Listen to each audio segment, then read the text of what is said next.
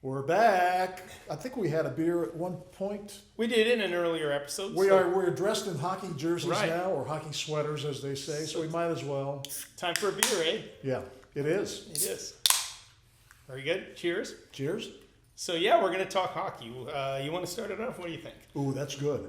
Okay, I'll have a taste. Eh? Let's just feed into the Canadian stereotype. Yes. Our good neighbors to the north. Yes. Which I mentioned, maybe, I'm not sure on camera, but I was actually born in Moose Jaw, Saskatchewan. And, Canada.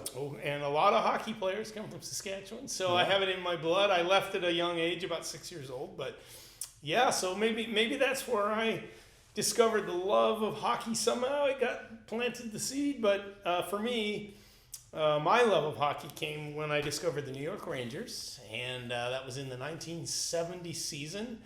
And I was just a kid here in America, pretty new to life in America after living in England for a while, because we lived in England for a little while too as a family. Anyway, the Rangers, I think it was the 1970 season, last game of the year, they were tied for fourth place with Montreal.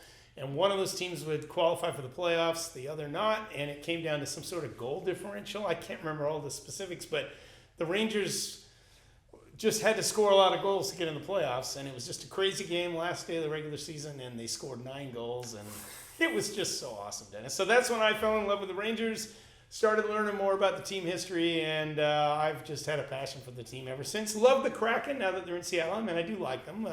You and I go to games, but yeah, my first love, there's Kraken. All right, you pick it up with Kraken. Well, my love of hockey, I didn't know much about the game, and a friend in elementary school, we're walking around the playground one day, and he starts talking about hockey, and I making inquiries about this game, and it kind of sounded good. Mm-hmm. And then I discovered, this was back when the NHL had only 6 teams, I discovered living in the DC area, I could pick up New York Rangers station, I could pick up the Boston Bruins station, and there were a couple of stations, one in Toronto, one in Montreal.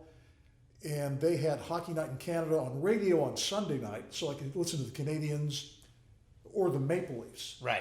So that's how I discovered my love of hockey. And the first team I really got to root for was the Washington Capitals in their inaugural season. Right.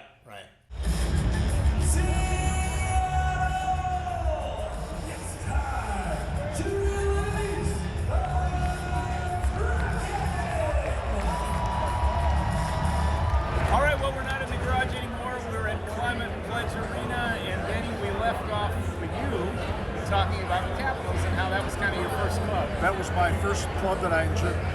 When I lived in Virginia, that was their first year, and they were lousy. They had, I think, 8 wins for the entire season. Yeah. But now they're pretty good. Despite the Jamie Oleksiak bobblehead, which is a nice takeaway from this game, the Capitals have the best record in the NHL as of this taping, and my God, I hope they do. Yeah, it could be tough. We're here in part, too, to see Alexander Ovechkin, a historic hockey player now, or he's approaching that status because he may catch Wayne Gretzky. 21 goals away from the great one in terms of all-time goal scorers. Right. So that's a big reason why I'm here. We're going to have a good time. We're going to watch the game, right? That's right. Yep. All right. We're Kraken. Yep. And we're going to go back to the garage, pick it back up with you talking about where you went to college.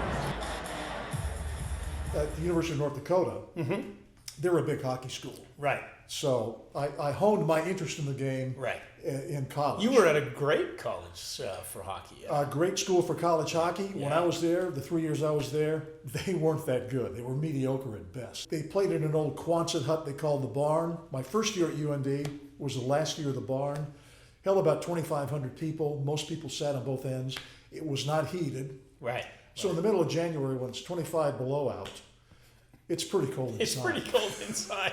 And then they got a nicer stadium, and then anyway, now I can follow UND players who have graduated into the pros and follow them. You know, just touching quickly on your connection to UND, being an alumnus and a fan of the team. I mean, one of our fun moments as friends was when UND won the national championship. We watched that together here in the Seattle area, but we went to a sports bar. That was a really great night. That was a lot That's of fun. right, at a bar in Kirkland, and that was 2016. That's the last time they won the championship. Back to this jersey for a moment. This was given to me by my buddies, old high school buddies, and it was sort of I think spearheaded by Darren Fish. He organized buying this jersey for me from the actual uniform shop for the Rangers. And the reason he did all this, and thanks, Darren. One of the reasons he did it, though, was that's the year the Rangers won the Stanley Cup the last time. So speaking of long droughts, that was 1994. And I threw a big party, had put away some money to kind of, really enjoy that. And you were there, and that was in August of 94, the party, after they won it in June. So, yeah, the Rangers had a good season last year, but it just goes to show you how hard it is to win a championship. It is. They're in their new drought now, aren't they? Right. It's a little over 30 years now. It's hard with 32 teams now in the NHL. I mean, what are the odds that your team will eventually win the Stanley Cup? Right. And the odds are long. And there are clubs that have established themselves. They have great ownership, great management. They're able to spot talent. I'm hoping that happens to the Kraken at some point. Right. Their second year, they made the playoffs and actually won a first-round series. And against the defending champion Stanley Cup. Exactly. Champions Colorado Avalanche. Right. And then they pushed the Dallas Stars to 7 games. So we got a little taste of it last year. The third season, they fell short, had a rough year, didn't make it. But, we'll see where it goes this year because you're right. There's nothing like playoff hockey. When I was in Minneapolis, occasionally some of the players would come into the station to be interviewed by the sports department. Yeah.